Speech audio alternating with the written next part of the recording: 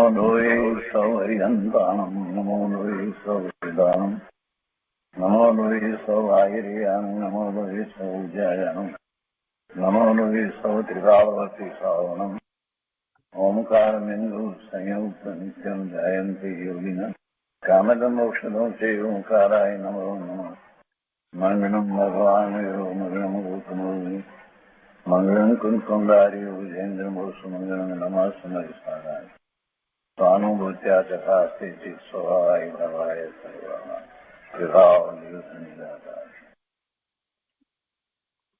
સ્વામી કાર્તિકેય અનુપ્રેક્ષા શુભચંદ્રાચાર્ય ભગવાનની ટીકા તથા પંડિત જયચંદજી શાબળાના ભાષા ટીકા અને ભાવાર્થ સહિત આપણે કાર્તિક સ્વામી અનુપ્રેક્ષા સાથે રહ્યા છીએ. એમાં પૂજ્ય ગુરુદેવ કાંજી સ્વામી ઘણું અધ્યાત્મ સમજાવી રહ્યા છે. સ્વામી કાર્તિકેય અનુપ્રેક્ષા એટલે કે સ્વામી કાર્તિકેય દ્વારા લખાયેલ 12 ભાવનાનો આ મહાન ગ્રંથ. પણ એમાં માત્ર 12 ભાવનાની વાત ન કહેતા આચાર્ય ભગવાને સમગ્રપણે જૈન દર્શનની વાત સમજાવી દીધી છે. અને એટલા માટે જ પૂજ્ય ગુરુદેવ એમાંથી ઘણી પરમાર્થે પ્રયોજનભૂત વાત આપણને સમજાવી રહ્યા છે. સ્વામી કાર્તિકેય અનુપ્રેક્ષાના સ્વાધ્યાયમાં લોક ભાવનાનું સ્વરૂપ ચાલે છે અને લોક ભાવના ઉપર આચાર્ય ભગવાને ઘણો વિસ્તાર કર્યો છે. અને એમાં જીવ દ્રવ્યની જ્યારે વાત ચાલી રહી છે તો બીજા દ્રવ્યો સાથે એની પણ વાત એવી રીતે સમજાવે છે કે મુખ્યતા જીવ દ્રવ્યની રહે અને બીજા દ્રવ્યોના પણ ન્યાયો આપણને સિદ્ધાંતો આપણને સમજાય. તો ગાથા 237 સુધી આપણે સ્વાધ્યાય પૂરો કર્યો છે. હવે ગાથા 238ની અંદર કહે છે કે હવે દ્રવ્યોના ઉત્પાદ વય તે શું છે તે કહે છે. જો દરેક દ્રવ્યને માટે ઉત્પાદ વ્યય તો લાગુ પડે છે, પણ મુખ્યતા જીવ દ્રવ્યની છે. એટલે ગુરુદેવે જ્યારે અધ્યાત્મની વાત સમજાવી છે તો જીવ દ્રવ્યને અનુલક્ષીને કેટલી બધી વાત સમજાવી છે. પણ સિદ્ધાંત આપણે સમજવાના છે એટલે આચાર્ય ભગવાને અહીંયા દ્રવ્યોના એમ વાત લીધી છે. તો 238મી ગાથા સંસ્કૃતમાં આ રીતે છે. પ્રતિ સમયમ પરિણામ પૂર્વઃ નશ્યતિ જાયતે અન્યઃ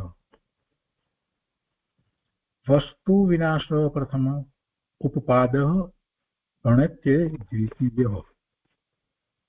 એના અર્થમાં કહે છે કે વસ્તુનો પરિણામ સમયે સમયે પ્રથમનો તો વીણસે છે અને અન્ય ઉપજે છે. એટલે વસ્તુ પરિણમી રહી છે એ વાત આમાંથી નક્કી થઈ. અને પરિણમી રહી છે તો પરિણામ થઈ રહ્યા છે અને એ પરિણામ જે છે દરેક સમયે નવા થાય છે. હવે આવી વાત અન્ય મતમાં નથી. પરિણમવું એક વાત, બીજી વાત પરિણમવામાં પછી પરિણમ્યો પછી જે એક અવસ્થા રહી તો કેટલો સમય એ અવસ્થા રહી એ સંબંધી પણ કોઈ વાત બીજા મતની અંદર નથી. જૈન દર્શન એવું કહે છે કે દરેક પરિણામ છે એ એક સમયનું જ છે, બીજા સમયે એ બદલી જાય છે. ભલે આપણને સ્થૂળપણે એવું ને એવું દેખાતું હોય છતાં એ બીજા સમયે પરિણામ બીજું છે અને બીજું છે એ બદલી જાય છે. એ બહુ મહત્વનું છે. એ જો બદલતું ન હોય અને કેટલાય સમય પછી જો બદલતું હોય તો કોઈ વાત ન્યાય સંગત થતી જ નથી. એક કપડું લઈએ અને આપણે 1000 વર્ષ પછી જોઈએ એને ભલે પેક પેટીમાં મૂકી રાખેલું હોય છતાંય તો એ જર્જરિત થઈ ગયું. તો ક્યારે જર્જરિત થયું? 1000 વર્ષ પછી જોઈએ ત્યારે કંઈ જ રહ્યું ન હોય એવું જર્જરિત થઈ ગયું તો ક્યારે થયું? એનો વિચાર કરીએ છીએ તો આપણને ખ્યાલ આવે છે કે જર્જરિત તો ધીમે ધીમે થયું હશે. એનો અર્થ કે 500 વર્ષ પહેલા પણ હશે અને 100 વર્ષ પહેલા પણ થયેલું હશે અને 10 વર્ષ પહેલા પણ. એટલે 10 વર્ષનો કાળ વીત્યા પછી પણ કાંઈક તો ફેરફાર થયો જ હશે. અને એમ કરીએ છીએ તો એનો અર્થ એ થાય છે કે દરેક સમય સુધી એ વાત આવી શકે. દરેક સમયે કાંઈક ફેર થઈ રહ્યો છે અને આ જ મહત્વનું છે. દરેક સમયે જ્યારે આવો ફેર થઈ રહ્યો છે એવો સ્વીકાર કરવામાં આવે તો જીવ પોતે પોતાના પરિણામમાં પણ એવો સ્વીકાર કરે મારા પરિણામ સમયે સમયે બદલી રહ્યા છે અને જે જાતના પરિણામ થઈ રહ્યા છે કોઈને કારણે નથી થઈ રહ્યા. તો હું શું કરી રહ્યો છું? આ દરેક સમયે મારા પરિણામ બદલી રહ્યા છે, મને ભાન નથી. મારા પરિણામ જેવા થવા જોઈએ શુદ્ધ સ્વરૂપને અનુસરીને એવા નથી થતા. તો દરેક સમયે હું તો બારમાં ને બારમાં જ રહ્યો છું, વિભાવ ભાવે જ છું, એમ એને ખ્યાલ આવે છે. એટલે દરેક સમયના પરિણમનનો નિર્ણય આમાંથી આપણને પહેલા તો થઈ જાય છે. પ્રતિ સમયમ પરિણામ પૂર્વ નશ્યતિ જાયતે અન્યમ. એમ પ્રતિ સમયે વસ્તુનો પરિણામ સમયે સમયે પ્રથમનો જે પરિણામ છે એ વીણસે છે અને નવું પરિણામ ઉપજે છે, અન્ય ઉપજે છે. તો ત્યાં પહેલા પરિણામરૂપ વસ્તુનો તો નાશ વ્યય છે અને બીજો પરિણામ ઉપજો તેને ઉત્પાદ કહીએ છીએ. પહેલો પરિણામ જે છે, પહેલાના પરિણામ જે છે એનો વ્યય થાય છે. એટલે અહીંયા લખે છે કે ત્યાં પહેલા પરિણામરૂપ વસ્તુનો નાશ વ્યય છે તથા અન્ય બીજો પરિણામ ઉપજો તેને ઉત્પાદ કહીએ છીએ. એ પ્રમાણે ઉત્પાદ વ્યય થાય છે, છતાં વસ્તુ નાશ પામતી નથી. અને એ પછીથી આ વાત કર્યા પછીથી દ્રવ્યની ધ્રુવતાની પણ સાથે જ વાત કરે છે. કેમ કે અહીંયા ઉત્પાદ અને વ્યયની વાત કરી તો એ જ વખતે દ્રવ્ય જે છે ધ્રુવ પણ રહે છે, એ સાથે જ લઈએ છીએ તો આપણને વધારે સ્પષ્ટ થાય છે. એટલે અહીંયા 239ની ગાથામાં કહે છે કે નો ઉત્પદ્યતે જીવ દ્રવ્ય સ્વરૂપેણ નૈવ નશ્યતિ તત ચ એવ દ્રવ્ય માત્રમ નિત્યત્વમ જાનીહિ જીવસ્ય. જીવ દ્રવ્ય દ્રવ્ય સ્વરૂપથી તો નથી નાશને પ્રાપ્ત થતું કે નથી ઉપજતું. તેથી દ્રવ્ય માત્રથી જીવને નિત્યપણું સમજવું. જો અહીંયા જીવ દ્રવ્યની વાત લીધી પણ દરેક દ્રવ્યને લાગુ પડે છે. અને ઉપરની ગાથામાં દ્રવ્યની વાત લઈ કહેવામાં આવ્યું ત્યારે પણ બધા જ દ્રવ્યોની વાત લાગુ પડે છે, 6 દ્રવ્યોને. અહીંયા પણ એ જ વાત છે, પણ અહીંયા જીવની મુખ્યતાથી વાત આચાર્ય ભગવાને કરી કે જીવ દ્રવ્ય શું કહે છે 239ના અર્થમાં કે જીવ દ્રવ્ય દ્રવ્ય સ્વરૂપથી તો નથી નાશને પ્રાપ્ત થતું કે નથી ઉપજતું. જીવ દ્રવ્ય ઉપજતું પણ નથી ને નાશ પણ પામતું નથી. તેથી દ્રવ્ય માત્રથી જીવને નિત્યપણું સમજવું. દ્રવ્ય માત્રથી કહેતા પર્યાયથી નહીં એમ કહેવાનો આશય છે. એટલે ભાવાર્થમાં કહે છે કે એ જ ધ્રુવપણું છે કે જીવ સત્તા અને ચેતનાથી તો ઉપજતો વિણસતો નથી. જીવની સત્તા અસંખ્ય પ્રદેશ પ્રમાણે અખંડ અભેદ વસ્તુ જેમાં અનંત ગુણો રહ્યા છે અને એમાં કેટલાક ગુણો સામાન્ય જે છે બધા દ્રવ્યોમાં છે એ પણ છે અને વિશિષ્ટ ગુણો પણ છે. તો ચેતના મુખ્ય ગુણ. તો એવો જીવ એ એની સત્તા અને એની ચેતનાથી ઉપજતો નથી, નવો થતો નથી કે વિણસતો નથી. અર્થાત જીવ કોઈ નવો ઉપજતો કે વિણસતો નથી. પરિણામે પલટે એ વખતે પણ નવો ઉત્પન્ન થતો નથી. અને બીજી રીતે કહીએ તો નવા જીવો નવા ઉત્પન્ન થાય સંખ્યા અપેક્ષાએ જોઈએ તો એમ પણ નથી. અનાદિથી અનંત જીવો છે તો અનંતના અનંત રેખામાં એક જીવ વધતો નથી, એક જીવ ઘટતો નથી. કોઈ નવો ઉપજતો કે વિણસતો નથી. કેટલાય લોકોને આ વાતનું ભાન નથી. આપણે પૂછીએ કે પછી શું થશે અહીંથી તમારું મૃત્યુ થયા પછી? બસ કઈ નહીં, બીજું શું થવાનું હતું એમ. એને એમ ભાન નથી કે પોતે રહેવાનો છે, પોતે અનાદિનો છે ને નિત્ય છે અને બીજી પર્યાયમાં જશે. આ મનુષ્યની પર્યાય પૂરી થતા બીજી કોઈ પર્યાયમાં જશે. કદાચ મનુષ્યમાં પણ જાય અને નહીતર પછી બીજી કોઈ પણ પર્યાયમાં જાય. તિર્યંજ પણ થાય ને અને દેવ પણ થાય. બહુ પાપ કર્યા હોય તો નારકી પણ થાય. એટલે સંસાર પર્યાયમાં જ્યાં સુધી કેવળ જ્ઞાન પ્રગટ કરતો નથી ત્યાં સુધી દેહને છોડી અને એ બીજો દેહ ધારણ કરવાનો જ છે. કેવળ જ્ઞાન પ્રગટ કરે તો જ એ દેહને છોડી એટલે નિર્વાણ પામી અને બીજો દેહ ધારણ નથી કરતો સિદ્ધ થાય છે. એટલે એ તો જીવનો જીવ જ રહે છે. પણ આ વાત બહુ ઓછા લોકોને એનો સ્વીકાર છે. બહુ જ ઓછા લોકો, જૈનોમાં પણ સાચો સ્વીકાર બહુ જ ઓછા લોકોને છે. પોતાની જાતને જૈન કહેવડાવે એટલું જ માત્ર. પણ શું થશે એ નહીં. કાં તો કહેશે બીજી ગતિ, પણ એમ નથી કે સિદ્ધ ગતિ એ પોતાનું મૂળભૂત સ્વરૂપ છે, એવો કોઈ વિચાર નથી.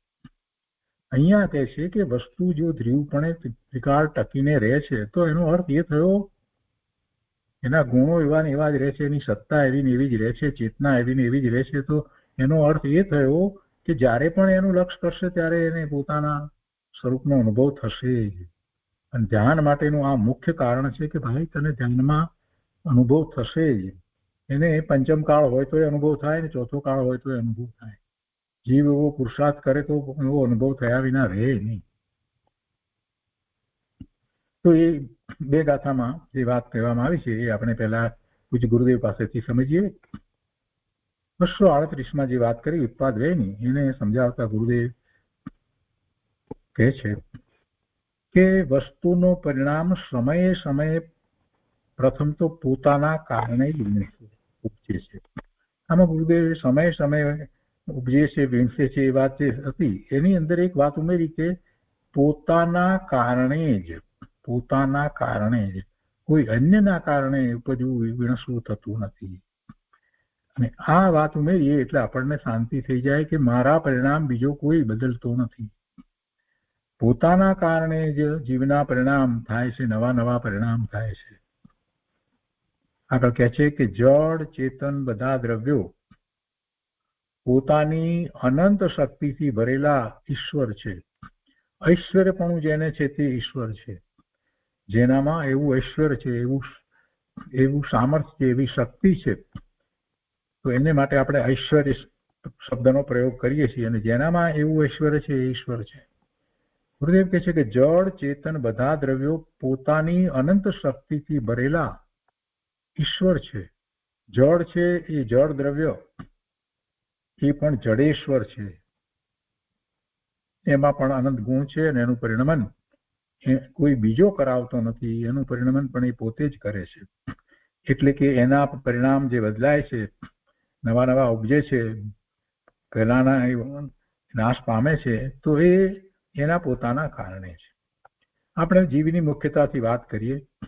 ગુરુદેવ કહે છે કે પ્રત્યેક ઉત્પાદ પર્યાયનો કાળ એક સમયનો છે.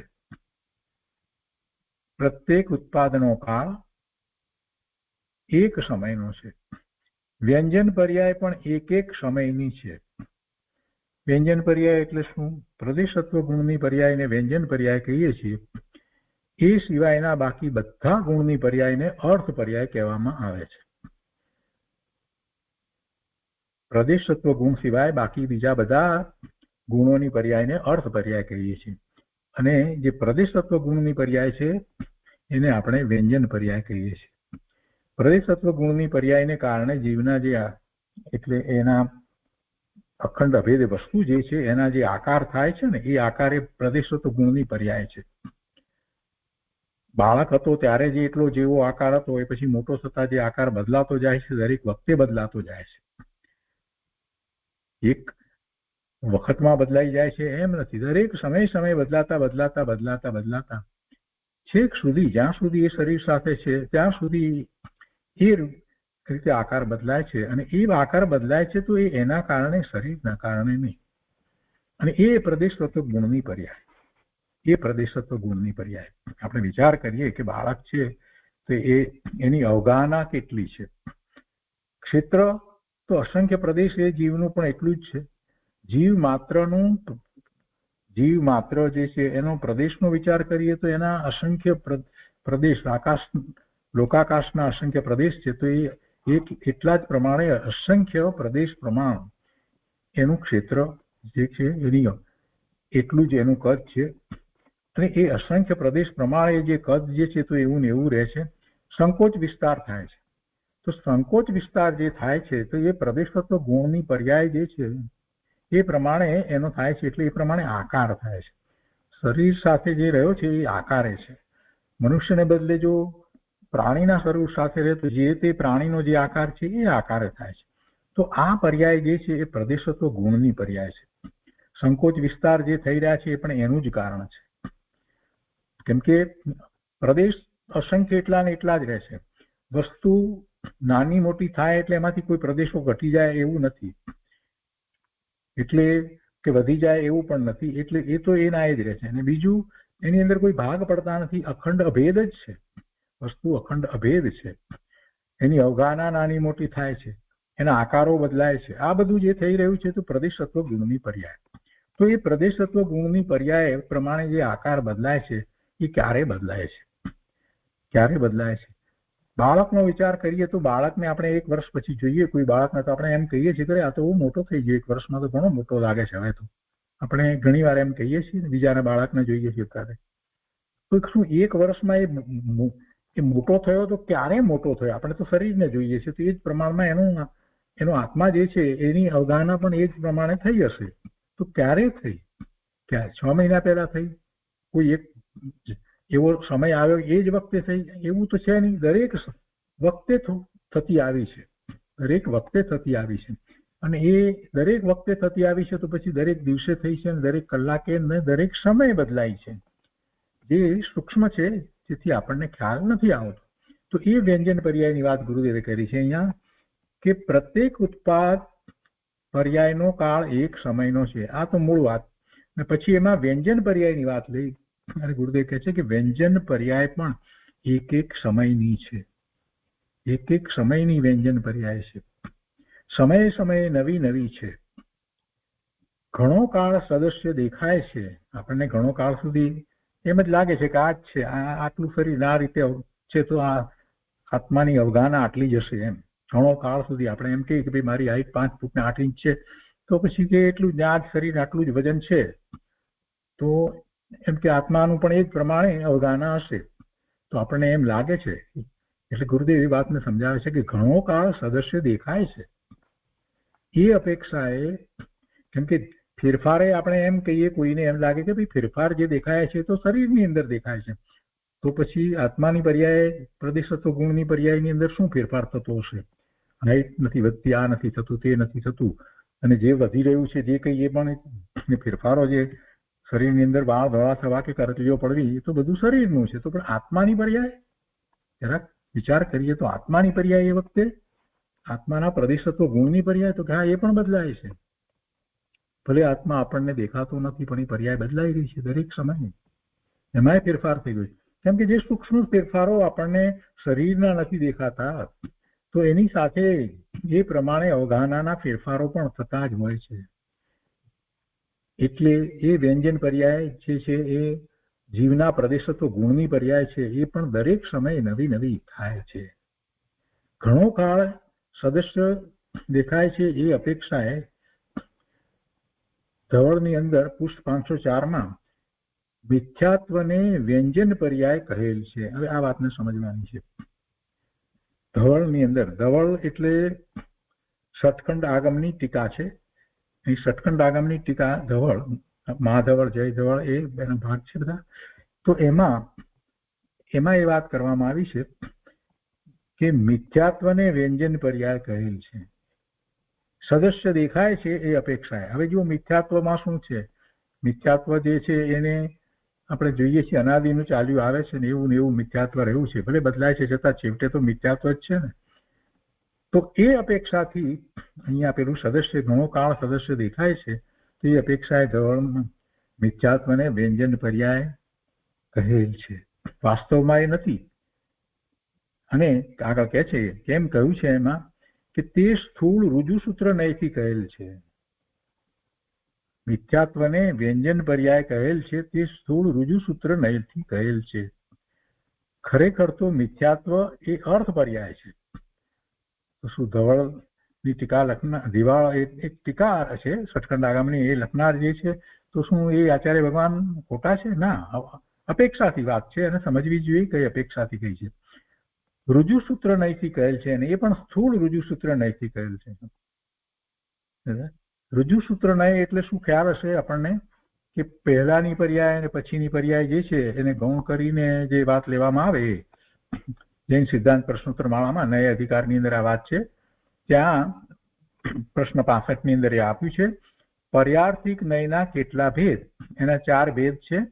રુજુસૂત્ર નય, શબ્દ નય, સમભિરૂઢ નય અને એવમ ભૂત નય. એવા ચાર ભેદ પર્યાર્થિક નયના, જો અહીંયા પર્યાર્થિક નયના ભેદ છે, દ્રવ્યાર્થિક નયના ભેદ પહેલા આવી ગયા, અને પછી આ પર્યાર્થિક નયના ભેદ છે એની અંદર એ ચાર ભેદ કહેવામાં આવ્યા. રુજુસૂત્ર નય ત્યાં આવે છે.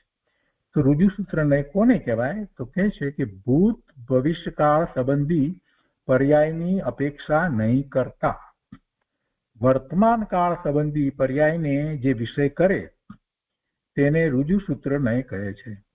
વર્તમાન કાળ સંબંધી પર્યાયને જે વિષય કરે તે નયને રુજુસૂત્ર નય કહે છે. અને એમાં એ ભૂત અને ભવિષ્ય સંબંધી પર્યાય જે છે એની અપેક્ષા ન કરે. એટલે બીજી રીતે આપણે એમ કહેવું તો એને જરા ગૌણ કરી અને વર્તમાનમાં જે દેખાય છે એને વિષય કરે તો એને રુજુસૂત્ર નય કહે છે.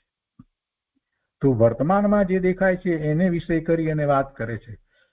તો અહીંયા શું કહે છે કે ઘણા કાળ સુધી એ સદસ્ય દેખાય છે. સમય સમયે નવી નવી જે થાય છે પર્યાય વ્યંજન પર્યાયની વાત લેતા ગુરુદેવ સમજાવ્યું ને કે પ્રત્યેક ઉત્પાદ વ્યયનો કાળ એક સમયનો છે. વ્યંજન પર્યાય પણ એક સમયની છે. સમય સમય નવી નવી છે. અને ઘણો કાળ સદસ્ય દેખાય છે જેવી દેખાય છે. તો એ અપેક્ષાએ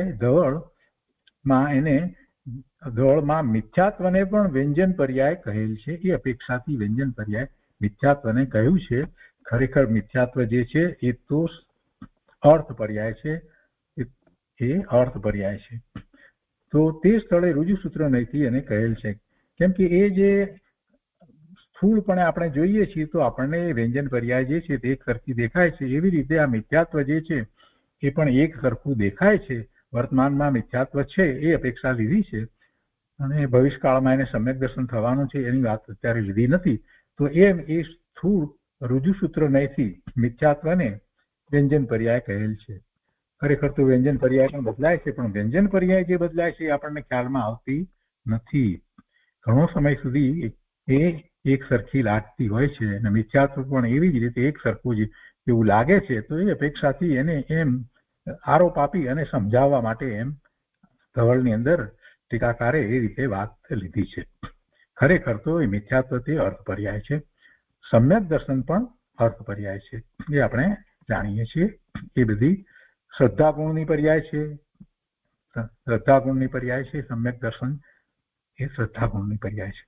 એમાં દર્શન અપેક્ષાએ જે આપણે વાત લઈએ છીએ શ્રદ્ધા, તો એ રીતે મિથ્યાત્વ એ વિપરીત છે, શ્રદ્ધા છે.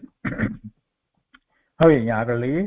પ્રત્યેક સમયે નવી પર્યાય ઉત્પન્ન થાય છે, જૂની નો વ્યય થાય છે. એમ સ્વતંત્ર પરિણમન શક્તિથી દરેક દ્રવ્ય પરિણમે છે.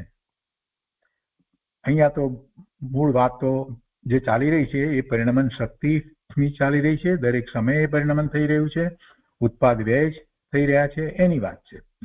અને એમાં ગુરુદેવે સૌથી પહેલા એ વાત કરી કે એ કોઈ અન્યને કારણે થતા નથી. જૂની પર્યાયનો વ્યય થાય છે અને નવી પર્યાયનો ઉત્પાદ થાય છે. તો એ એમ જે થઈ રહ્યું છે એ સ્વતંત્ર પરિણમન શક્તિથી દરેક દ્રવ્ય પરિણમે છે. સ્વયંભૂ સ્તોત્રમાં મુનિ શ્રુવતજીની સ્તુતિમાં કહ્યું છે કે ભગવાન ઉત્પાદ વય ધ્રુવ એક સમયમાં સતના 3 અંશ જે કહ્યા એ આપ જ કહી શકો. એ 3 અંશ તમે દરેક પર્યાયની સ્વતંત્રતા આપે એમ કહી અને દરેક પર્યાયની સ્વતંત્રતા જે આપે બતાવી છે તે જ આપની સર્વજ્ઞતા બતાવે છે. ઉત્પાદ વય ધ્રુવ એક સમયમાં સત છે, હોવાપણું છે. ઉત્પાદ અને વ્યય એક સમયમાં છે. પૂર્વનો પર્યાય છે એનો વ્યય અને નવી પર્યાયનો ઉત્પાદ એક સમયમાં છે. એ વખતે ધ્રુવ પણ સાથે એ જ સમયે છે. તો એ એનું હોવાપણું છે એટલે સત છે, એનું અસ્તિત્વ છે એટલે સત છે. તો એ 3 અંશ કોણ કહે છે? સર્વજ્ઞ પરમાત્મા જ કહે છે. એટલે એ સ્વયંભૂ સ્તોત્રમાં મુનિશ્રુતજીની સ્તુતિની અંદર એમ કહ્યું કે પ્રભુ આપ જ પ્રભુના ગુણગાન ગાયા છે ને ત્યાં તો એમાં પછી એમ કહે છે કે પ્રભુ આવી વાત આપના સિવાય કોણ કહી શકે? આપ સર્વની સર્વજ્ઞતા જ એમાંથી અમને ખ્યાલ આવી જાય છે કે આવી વાત એક સમયની અંદર 3 અંશ અને પર્યાયની સ્વતંત્રતા જે આપે બતાવી છે તે આપની સર્વજ્ઞતા બતાવે છે. એ દ્વારા અમને તો આપની સર્વજ્ઞતાનો ખ્યાલ આવી જાય છે અમને કોઈ હવે બીજો વિકલ્પ ઉઠતો જ નથી કે આપ સર્વજ્ઞ નથી, એવો કોઈ વિકલ્પ જ ઉઠતો નથી. આટલી બધી સૂક્ષ્મતા આપના જ્ઞાનમાં આવી છે એટલે આપની સર્વજ્ઞતા નો અમને પૂરેપૂરો વિશ્વાસ છે, સંપૂર્ણપણે ખાતરી છે, અને આપના સિવાય આવી સર્વજ્ઞતા બીજે નથી એ પણ અમે માનીએ છીએ. તેથી હે નાથ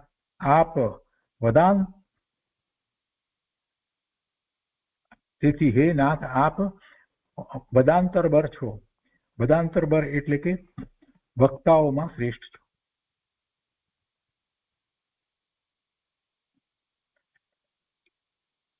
વક્તા કોણ?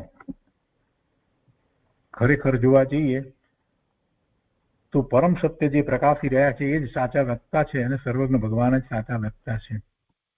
એમના દ્વારા જ પરમ સત્ય સૌને પ્રાપ્ત થાય છે. અહીં આગળ કહે છે કે સર્વજ્ઞતા વિના પ્રતિ સમયની સ્વતંત્રતાનું કથન બનતું નથી. સર્વજ્ઞતા વિના પ્રતિ સમયની સ્વતંત્રતાનું કથન બનતું નથી. આપણે બોલીએ છીએ પણ વિચાર કરવા નથી કે આપણે કઈ રીતે કહીએ છીએ કે દરેક સમયે પરિણમન થાય છે. જરાક પૂછીએ કોઈને જે બોલતો હોય ને કે ભાઈ તે કેવી રીતે જાણ્યું કે દરેક સમયે પરિણમન થાય છે? તે જોયું છે, દેખાય છે, અમને બતાવ. તું કેવી રીતે એને સિદ્ધ કરીશ? કોઈ સિદ્ધ કરી શકે એમ નથી. દરેક સમયે જે પરિણમન થઈ રહ્યું છે, કેમ કે સમયનું માપ કેટલું છે? સેકન્ડ તો અસંખ્યાત સમય થાય ત્યારે એક સેકન્ડ થાય છે. એટલે એનું માપ, એક સમયનું માપ, એની અંદર જે બદલાવ થવો હોય એ કોઈ સિદ્ધ કરી શકે નહીં. એ માત્ર આપણે સર્વજ્ઞ ભગવાનની વાણીમાં આવ્યું છે એટલે કહીએ છીએ.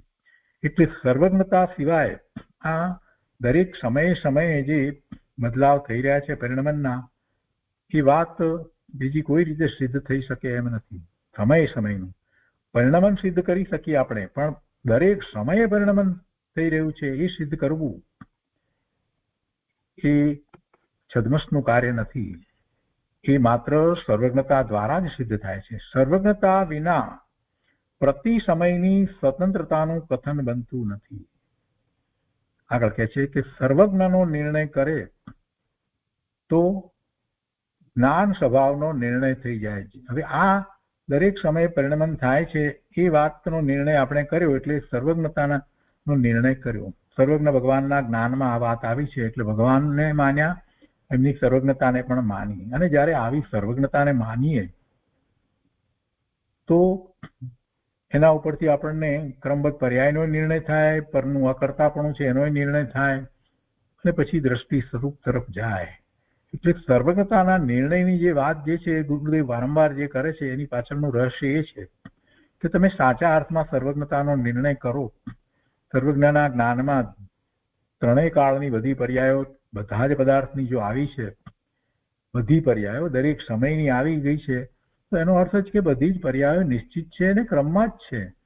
કેમ કે એક સમયમાં ઉત્પાદ વ્યય છે, એક સમયમાં ઉત્પાદ અને વ્યય બંને છે, તો પછી એમાં વચ્ચે જગ્યા ક્યાં છે કે આપણે પરિણામને ફેરવીએ?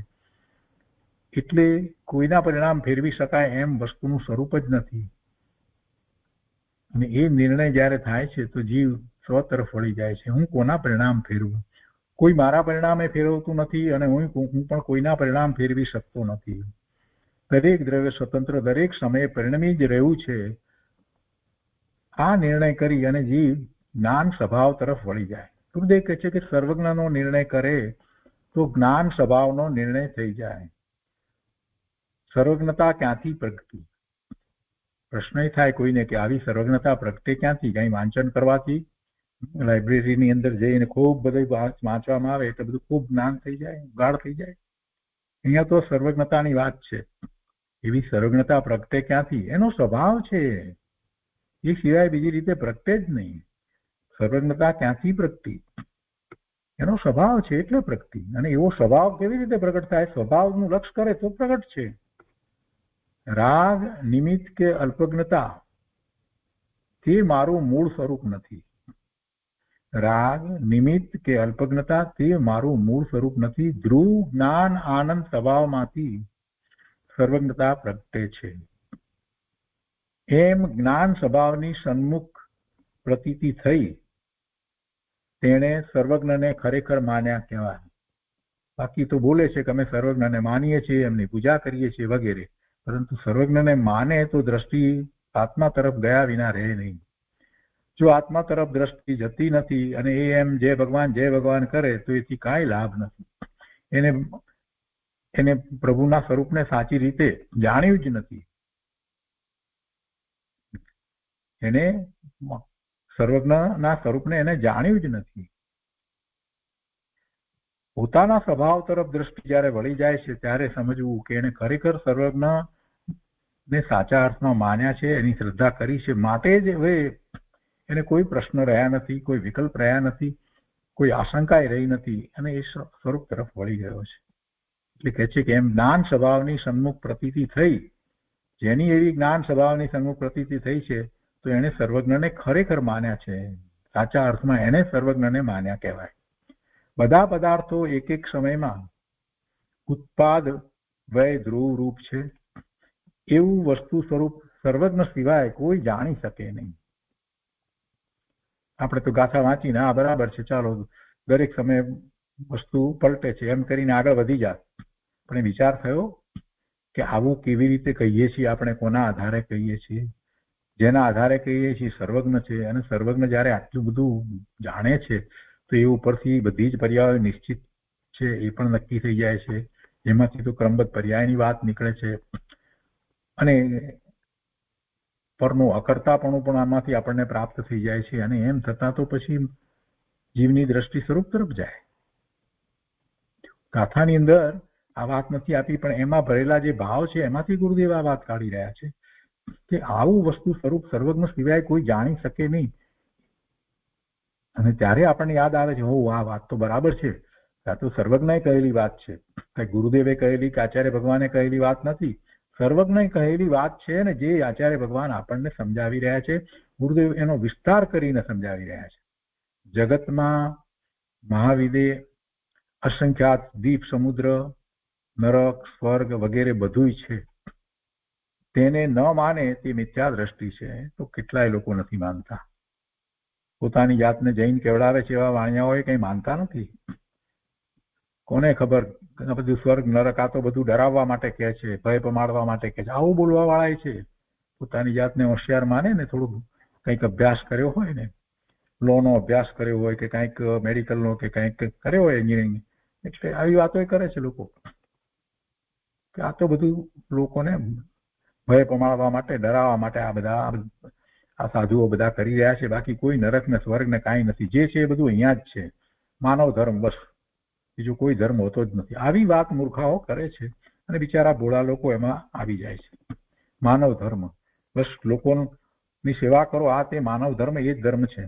અને જૈનમાંથી પણ એક એવો સંપ્રદાય, એને જૈન કહેવાય જ નહીં, એવો નીકળી ગયો છે અત્યારે થોડા છેલ્લા કેટલાક વર્ષોથી, કે સાધ્વીજીઓ પોતાને સાધ્વી કેવડાવે છે અને જૈન પ્રમાણે કાંઈ નહીં અને સેવામાં લાગી ગયા છે, માનવ સેવા વગેરે. જેમ ખ્રિસ્તી ધર્મની અંદર પેલા ફાધર ને બ્રધર ને સિસ્ટર ને મધર ને બધા જે હોય છે એ લોકો કંઈક સેવાના કામ કરે, હોસ્પિટલની અંદર કામ કરે કે સ્કૂલમાં કે કોલેજમાં કરે છે, તો બસ એને અનુસરી અને એમાં લાગી ગયા છે. કાંઈ જૈન દર્શનનું ભાન જ્ઞાન નથી. એવા કેટલા લોકો છે જેને આ સર્વજ્ઞનો નિર્ણય થયો છે. એને તો બીજું બધું જે કંઈ જગતમાં જે દેખાય છે એ પોતાના જ્ઞાનનું જ્ઞેય દેખાય છે. અરે આ તો બધું જ્ઞેય માત્ર છે. અને જેટલા પદાર્થો છે બધા પોતે પોતાથી જ પરિણમી રહ્યા છે. જગત આખાના બધા જ પદાર્થોનું પરિણમન સતત થઈ રહ્યું છે અને પોતાથી થઈ રહ્યું છે. આવું સ્વતંત્ર જગત છે અને એમાં જે કંઈ થઈ રહ્યું છે એ બધું દરેક દ્રવ્યનું પોતાનું કાર્ય છે, પોતે પોતાથી જ પરિણમી રહ્યું છે. આખું જગત વ્યવસ્થિત જ છે. જો વ્યવસ્થિત ન હોત તો છ દ્રવ્ય પ્રમાણે રહી શકત જ નહીં. કોઈ ગરબડ નથી. અને એવો જ એને નિર્ણય થઈ જાય છે. અને ભગવાનના જ્ઞાનમાં જ આ વાત આવી છે. એને પછી હવે બહારમાં કાંઈ કરવાનો વિકલ્પ ઉઠતો નથી. એની દ્રષ્ટિ સ્વરૂપ તરફ જાય છે. ત્યારે આવી વાત માને ત્યારે હજી તો એને આ બધી વાતનો સ્વીકારે નથી કે ભાઈ આ પાપ કરીએ તો એને કારણે થઈને તિર્યંજ ગતિ થાય કે નરકની ગતિ થાય એનો એ વિચાર નથી. પુણ્યને કારણે સ્વર્ગની ગતિ થાય અને પુણ્યને પાપથી રહિત શુદ્ધ ભાવ દ્વારા પોતે પોતાના શુદ્ધ સ્વરૂપની પ્રાપ્તિ કરી શકે એનો એ નિર્ણય ન થાય પછી ક્યાંથી થાય? ગુરુદેવ એ વાત અહીંયા કરી રહ્યા છે કે એક એક સમયમાં ઉત્પાદ વય ધ્રુવ છે બધા પદાર્થોમાં, ને એવું વસ્તુ સ્વરૂપ સર્વજ્ઞ સિવાય કોઈ જાણી શકે નહીં. આમાં સર્વજ્ઞ સિવાય કોઈ જાણી શકે નહીં એ વાત જે ગુરુદેવ ઉમેરી છે ને એ મહત્વની છે. સર્વજ્ઞ સિવાય કોઈ જાણી શકે નહીં. અને એ જ વાતને આગળ વધારતા કહે છે કે જગતમાં મહાવિદેય ક્ષેત્ર છે અસંખ્ય, ત્યાં દ્વીપ, સમુદ્ર, નરક, સ્વર્ગ વગેરે બધું જ છે. એ બધું કોના જ્ઞાનમાં આવ્યું છે? ભગવાનના જ્ઞાનમાં. એ વાત સર્વજ્ઞના જ્ઞાનમાં બધી આવી છે. અને તેને ન માને તો તે મિથ્યા દ્રષ્ટિ છે. તેણે સર્વજ્ઞને પણ માન્યા નથી. અને જે સર્વજ્ઞને માનતો નથી એને ભવના ભ્રમણ ક્યાંથી રોકાશે? પોતાની અલ્પજ્ઞતામાં ન દેખાય એ વાત બરાબર સમજી શકાય છે. પોતાના અલ્પજ્ઞ જ્ઞાનની અંદર એ ન દેખાય, ન ખ્યાલમાં આવે, તેથી કઈ તેનો નિષેધ થઈ શકે નહીં. સર્વજ્ઞ દેવે જે જોયું છે અને કહ્યું છે તે જ સંતોએ કહ્યું છે, અને સમ્યક દ્રષ્ટિ પણ તેવું જ કહે છે, તેવું જ માને છે, તેવી જ શ્રદ્ધા કરે છે. કોઈ કહે કે મહાવિદેય ક્ષેત્ર અને સિમંદર ભગવાન વગેરે અમને દેખાતા નથી માટે તે નથી, અમે નથી માનતા. અમે કોઈ મહાવિદેય ક્ષેત્રને માનતા નથી અને વર્તમાનમાં 20 સિમંદર ભગવાન આદિ 20 તીર્થંકર ભગવાન ત્યાં બિરાજી રહ્યા છે એને અમે તો કઈ માનતા નથી. કોણે જોયા? મને બતાવો. કોઈએ જોયા નથી. તો કે પૂજ્યપાદ સ્વામી ગયા હતા આહારક શરીર દ્વારા, અને કુંકુંદાચાર્ય ભગવાન તો 8 દિવસ ત્યાં રોકાયા હતા, ચારણ વિદ્યા દ્વારા ગયા હતા. તો એ બધી કલ્પિત વાતો છે, અમે માનતા નથી એમાં. આવું કહેવા વાળા આપણને મળે, જૈનની અંદર મળે. વર્તમાનમાં જૈનમાં કેટલાય લોકો છે કે જે લોકો નથી માનતા કે કુંકુંદાચાર્ય ભગવાન સિમંદર પ્રભુના સમુસરણમાં ગયા હતા, 8 દિવસ રોકાયા હતા. એ વાતને જૈનમાં પણ કેટલા લોકો છે કે જે નથી માનતા. દિગંબરની અંદર પણ જે પોતાને દિગંબર જૈન કહેવડાવે છે એ ફિરકા વાળા, 4 ફિરકાઓમાંથી એ પણ કેટલાય લોકો નથી માનતા કે કુંકુંદાચાર્ય ભગવાન ગયા હતા. એટલે આ બધી વાત એવી છે કે માટે પોતે જાતે ઘણા નિર્ણયો કરવા પડે, ઘણી વિચારણા કરવી પડે. અહીંયા કહે છે કે મહાવિદેય ક્ષેત્ર અને સિમંદર ભગવાન વગેરે અને અમે નથી દેખતા માટે એ નથી, એવી વાત કરવા વાળા ઘણા છે. તો કહે છે ગુરુદેવ કે તો એવી નાસ્તિકતાની વાત ધર્મી સાંભળે નહીં, ધર્મી એ વાતને સાંભળે નહીં. પદાર્થો સત છે, હોવાપણે છે, મહાવિદેય છે, સિમંદર ભગવાન છે, પોતાના જ્ઞાનની અલ્પજ્ઞતાને લીધે તે ન દેખાય, તેથી કઈ સત જે હોવાપણે છે, જેનું અસ્તિત્વ છે, એવા પદાર્થોનો નિષેધ ન થઈ શકે. હવે આગળ વાત સમજાવે છે કે અહીં તો જગતના બધા પદાર્થોના સ્વરૂપનું વર્ણન ચાલે છે. જગતના બધા પદાર્થો પ્રત્યેક સમયમાં પરિણમે છે. પર્યાય અપેક્ષાએ આખી વસ્તુ જ પરિણમે છે. પર્યાય અપેક્ષાએ આખી વસ્તુ જ પરિણમે છે. એકલી પર્યાય છે એ જ પરિણમે છે એમ નથી. પર્યાય અપેક્ષાએ વિચાર કરીએ તો એ વસ્તુ જે છે એ પર્યાય સહિત છે ને. વસ્તુ જે દરેક વસ્તુ જે છે એ દ્રવ્ય પર્યાય સહિત જ છે ને. એટલે એ પર્યાય અપેક્ષાએ આખી વસ્તુ જ પરિણમે છે. ફરીથી પેલું જૂનું ઉદાહરણ આપીને ગુરુદેવ સમજાવે છે કે ઘંટીના 2 પડની જેમ એક ભાગ સર્વથા કુટસ્થ રહે, જે નીચેનો ભાગ છે એ ફરે જ નહીં, અને બીજો ભાગ ફરે, બદલે ઉપરનો ભાગ જે ફરે, એમ 2 ભાગ ભિન્ન ભિન્ન નથી.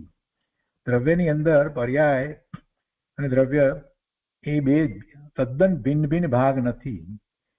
જેમ ઘંટીના પડની અંદર ઉપરનું જે છે એ જ ફરે ને એની અવસ્થા બદલાય અને નીચેનું એમ જ રહે, એમ વસ્તુની અંદર નથી. એમ 2 ભાગ તદ્દન ભિન્ન ભિન્ન નથી. પણ વસ્તુ પોતે પર્યાયપણે પલટે છે. અને એ વાત પહેલા પણ ગુરુદેવે સમજાવી કે એ અપેક્ષાથી જોઈએ તો પહેલી પર્યાય સહિતનું દ્રવ્ય જે છે એ અને બીજી પર્યાય સહિતનું જે દ્રવ્ય જે છે એ બંને જુદા છે. અને પહેલી પર્યાય સહિતના દ્રવ્યને કારણ કહ્યું અને બીજી પર્યાય સહિતના દ્રવ્યને કાર્ય કહ્યું. તો ત્યાં દ્રવ્ય પણ બદલાયું છે, એ અગાઉ ગુરુદેવે સ્પષ્ટ કર્યું છે. ગુરુદેવ અહીંયા કહે છે કે વસ્તુ પોતે પર્યાયપણે પલટે છે. પદાર્થ અને પર્યાય સર્વથા જુદા જુદા નથી, સર્વથા જુદા નથી. વસ્તુ પોતે પર્યાય અપેક્ષાએ નવી ઉપજે છે અને વીણસે છે, તથા ધ્રુવ પણ રહે છે. એક એક સમયને ભિન્ન પાડીને છદ્મસ્ત ભલે પકડી ન શકે, એક એક સમયને ભિન્ન પાડીને છદ્મસ્ત ભલે પકડી ન શકે, એટલે એક સમયની પર્યાયને આપણે ભિન્ન પાડીને સમજી ન શકીએ, એને પકડી ન શકીએ, આપણને એક સમય માં જે થઈ રહ્યું છે એનું જ્ઞાન ન થઈ શકે. એક સમયનું કે એક પ્રદેશનું એવું આપણને જ્ઞાન નથી થઈ શકતું, કે એક પરમાણુનું આપણને જ્ઞાન ન થઈ શકે છદ્મસ્ત અવસ્થામાં. પણ સર્વજ્ઞ કયા પ્રમાણે પદાર્થોનો નિર્ણય કરે છે તો એને ખ્યાલ આવે છે, અને પછી એ નિર્ણય પછી એને સમ્યક દર્શન થતા બધું સમ્યક થઈ જાય છે. કેમ કે પછી જે અનુભૂતિ થાય છે ત્યાર પછીથી એને કેટલી બધી વાત એવી રીતે શ્રદ્ધામાં જે માનતો હતો એવી રીતે સમજાઈ જાય છે કે પછી બાકી બીજું બધું જે છે એ ભલે એ છદ્મસ્ત હોય તો પણ એ તર્ક દ્વારા સિદ્ધ કરી શકે એટલું સારી રીતે એનું શ્રદ્ધાન એને થઈ જાય છે. સ્વભાવના ભાનપૂર્વક સમ્યક દર્શન થાય એટલે સ્વભાવનું ભાન થયું. સ્વભાવના ભાનપૂર્વક પદાર્થના આવા સ્વરૂપને જ્ઞાની જાણે છે. આવા નિશ્ચય સ્વરૂપના ભાન વિના વ્યવહાર કોને કહેવો? એટલે નિશ્ચયથી એવું પોતાના સ્વરૂપનું જેને જ્ઞાન ભાન થયું છે એને બધું સમ્યક છે તેની પણ, અને એવું જેને નિશ્ચયથી જ્ઞાન ભાન થયું છે એને પછી સાથે રહેલું જે છે એને વ્યવહાર કહેવામાં આવે. એ સિવાય એવો એકલો કોઈ વ્યવહાર હોતો નથી. ગુરુદેવ કહે છે કે આવા નિશ્ચય સ્વરૂપના ભાન વિના વ્યવહાર કોને કહેવો, તેની પણ અજ્ઞાનીને ખબર પડે નહીં. જો અસંખ્યાત દ્વીપ સમુદ્ર ન માને તો પછી 2.5 દ્વીપ બહાર અસંખ્યાત દિવ્યંજ 5મા ગુણસ્થાન વર્તી છે તે પણ ખોટું માનશે. આગમ તથા સર્વજ્ઞતા મિથ્યા ઠરશે, એની દ્રષ્ટિમાં તો બધું મિથ્યા ઠરશે. 239મી ગાથામાં વિસ્તાર કરતા હવે ગુરુદેવ આગળ વાત કરે છે કે પર્યાય અપેક્ષાએ દરેક વસ્તુનું પ્રથમ સમયનું દ્રવ્ય ક્ષેત્ર કાળ ભાવપણું છે તે બીજા સમયે નથી. પણ દ્રવ્ય અપેક્ષાએ જીવ આદિ કોઈ દ્રવ્ય નાશ પામતું નથી. એવું ને એવું સદસ્યપણું છે, તેથી દ્રવ્ય માત્રથી જીવને પણ નિત્યપણું છે. ભાવાર્થ જે નિત્યપણાની વાત કરી દ્રવ્યની, એને જ પછી ભાવાર્થમાં પંડિતજી એમ કહ્યું ને કે એ જ ધ્રુવપણું છે, એમ કહ્યું ને એ જ ધ્રુવપણું છે. અહીંયા 239મી ગાથામાં ભાવાર્થમાં કહ્યું ને કે એ જ ધ્રુવપણું છે કે જીવ સત્તા અને ચેતનાથી તો ઉપજતો વિણસતો નથી, અર્થાત જીવ કોઈ નવો ઉપજતો કે વિણસતો નથી. હવે એ વાત ગુરુદેવ કહે છે કે એ ચેતનાથી તો ઉપજતો વિણસતો નથી, બદલતો નથી, અર્થાત કોઈ નવો જીવ ઉપજતો કે બદલતો નથી. સતનો કોઈ કરતા નથી, નવો ઉપજતો વિણસતો નથી એટલે સતનો કોઈ કરતા નથી, નવા જીવ ઉમેરાતા નથી. એવી જ રીતે કોઈ જીવ નાશ પામતા નથી. તો સતનો કોઈ કરતા નથી, વસ્તુ જે હોવાપણે છે એનો કોઈ કરતા હોય નહીં. જેનું અસ્તિત્વ છે તો એનો કોઈ કરતા હોઈ શકે નહીં. એટલે આ જગત જે છે એ સત છે, હોવાપણે છે, એટલે એનો કોઈ કરતા હોઈ શકે નહીં. અન્ય મતમાં જે માન્યતા જે છે કે જગતની રચના બ્રહ્માએ કરી, એ વાત તર્ક દ્વારા આપણે સિદ્ધ કરીએ તો એમ થાય કે ના, એવું બની શકે નહીં. કોઈ બ્રહ્મા વસ્તુની રચના કરી શકે નહીં, જગતની રચના કરી શકે નહીં. કેમ કે જે સત છે તો એ સત જે છે તો સત છે, એટલે હોવાપણે છે. તો હોવાપણે છે તો ક્યારથી છે? જે છે હોવાપણે તો 1 કરોડ વર્ષથી છે, 50 કરોડ વર્ષથી છે, 50 લાખ કરોડ વર્ષથી છે, અસંખ્યાત વર્ષથી છે, તો છે આ પણ ત્યારે પણ, તો પછી અનંતકાળથી છે. તો જો છે જ છે સત છે, તો એનો કર્તા કોણ હોય? કોઈ કર્તા હોઈ શકે જ નહીં. સતનો કોઈ કરતા નથી. પછી કેટલાય લોકોને મગજમાં વાત બેસતી નથી પણ કે કર્યા વગર કેવી રીતે કામ થાય, કર્યા વગર આ જગત કેવી રીતે બન્યું? કોઈકે તો હોવું જોઈએ. હજી ઘણા લોકોના મનમાં આવી શંકા ઉત્પન્ન થાય છે, કરીએ તો જ કંઈક થાય. એને હજી આ વાત છે ને સમજાઈ નથી. એને જીવનમાં આ જ જોયું છે, દરેક વસ્તુને બનતી જુએ છે અને એની સાથે જે નિમિત્ત જે છે એને જુએ છે. એટલે એને એમ લાગે છે કે આ નિમિત્ત જે છે એને આ વસ્તુ કરી. રોટલીને થતી જુએ છે એટલે એને એમ લાગે છે કે નવી રોટલીને કરી. એટલે દરેક વાતમાં એને કોઈ કરે તો થાય, એ વાત હજી ખસતી નથી. ગુરુદેવ કહે છે કે સતનો કોઈ કરતા નથી. આ વાતનો વિચાર કરવા જેવો છે. સત એટલે શું? સત એટલે જે હોવાપણે જે છે તે, જેનું અસ્તિત્વ ત્રિકાળ છે, એ સત છે. તો એનો કોઈ કરતા હોઈ શકે જ નહીં. વ્યવસ્થાપક પણ એનો કોઈ નથી. કોઈ એની વ્યવસ્થા કરે એવી વાત નથી. કોણ વ્યવસ્થા કરે? કોઈ વ્યવસ્થા કરી શકતું જ નથી. દરેક દ્રવ્ય સ્વતંત્ર છે અને જગત આખું પરિણમી રહ્યું છે તો એ આખી વ્યવસ્થા સ્વયં સંચાલિત છે. એવી સ્વયં સંચાલિત વ્યવસ્થાનો નિર્ણય કરીએ છીએ તો નકામાના વિકલ્પો આવતા નથી, શાંતિ થઈ જાય છે, દ્રષ્ટિ સ્વરૂપ તરફ જાય છે. કોઈ કોઈનું કરનાર કે કરાવનાર નથી. માટે પર આશ્રિત પર્યાય બુદ્ધિ છોડ અને નિત્ય દ્રવ્ય બુદ્ધિ કર, તે જ સાર વાત છે. તો એ રીતે 239મી ગાથાનો વિસ્તાર પૂરો થયો. હવે 240મી ગાથા આપણે લઈએ.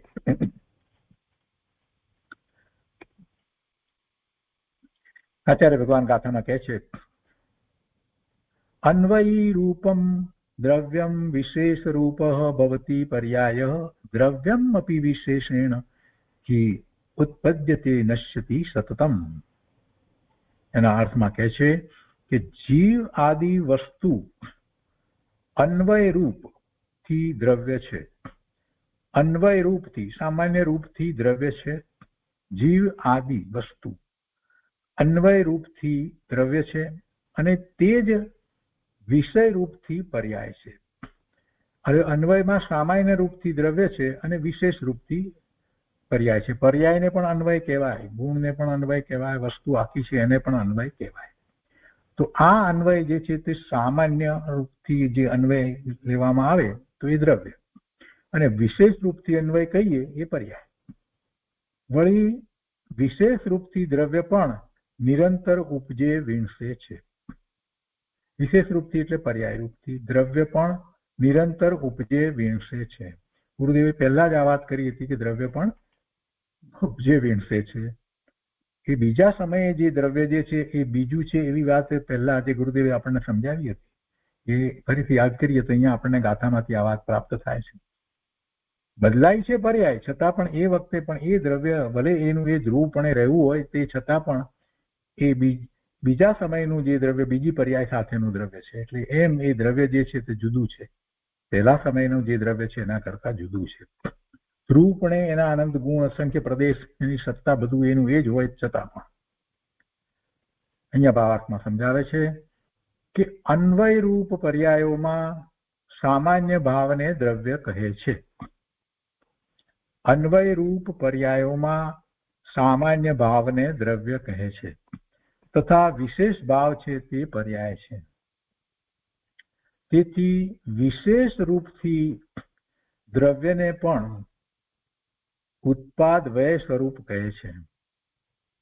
પરંતુ એમ નથી કે પર્યાય દ્રવ્યથી જુદો જ ઉપજે વીણશે છે. એમ નથી કે પર્યાય દ્રવ્યથી જુદો જ ઉપજે વીણશે છે. અભેદ વિવક્ષાથી દ્રવ્ય જ ઉપજે વીણશે છે તથા ભેદ પાડીને જોઈએ તો ભેદ વિવક્ષાથી દ્રવ્ય અને પર્યાયને જુદા પણ કહીએ છીએ. દ્રવ્ય પર્યાય કોઈ અપેક્ષાથી જુદા અને કોઈ અપેક્ષાથી અભેદ. અને અભેદ અપેક્ષાથી જ્યારે આપણે લઈએ, બંનેને લઈએ સાથે લઈએ છીએ ત્યારે એ દ્રવ્ય ઉપજે છે અને વીણશે છે એમ કહેવાય. દ્રવ્ય નવી પર્યાયપણે ઉપજે છે અને પૂર્વની પર્યાયપણે વીણસે છે એમ પણ આપણે કહીએ છીએ. તો એની ઉપર પૂજ્ય ગુરુદેવ કાંજી સ્વામીએ જે વિસ્તાર કર્યો છે તે લઈએ આપણે. 240ની ગાથા વિસ્તાર કરતા ગુરુદેવ સમજાવે છે કે લોક ભાવનાનું વર્ણન છે.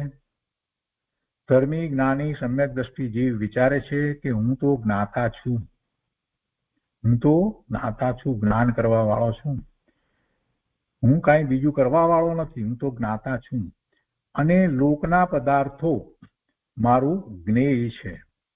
કોણ વિચારે છે? ધર્મી સમ્યક દ્રષ્ટિ. આપણે પણ એવું વિચારવાનું છે. વિચારવાનું છે એટલે એવું માનવાનું છે. માનવાનું છે એટલે એવી દ્રઢતા કરવાની છે.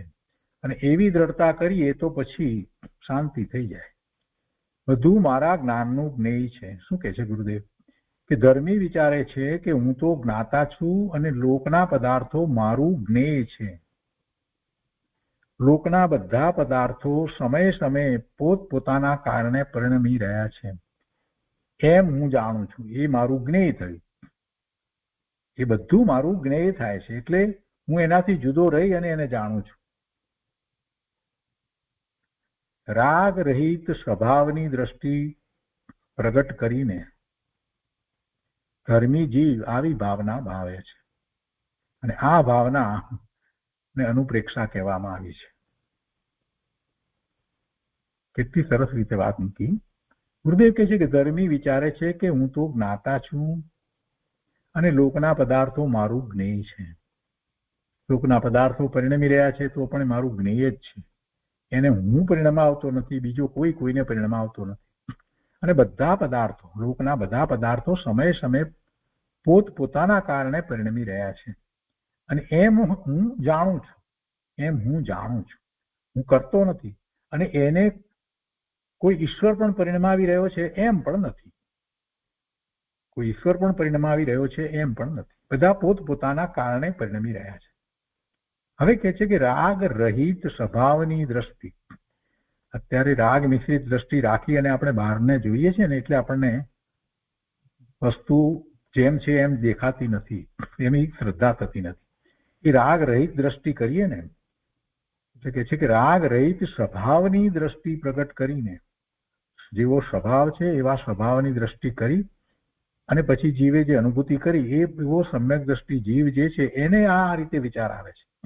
કે છે કે રાગ રહિત સ્વભાવની દ્રષ્ટિ પ્રગટ કરીને ધર્મી જીવ આવી ભાવના ભાવે છે અને આ જ ભાવના એ જ લોક અનુપ્રેક્ષા, મારે 12 અનુપ્રેક્ષાને માટે એમ કહી શકાય કે એ જ અનુપ્રેક્ષા છે.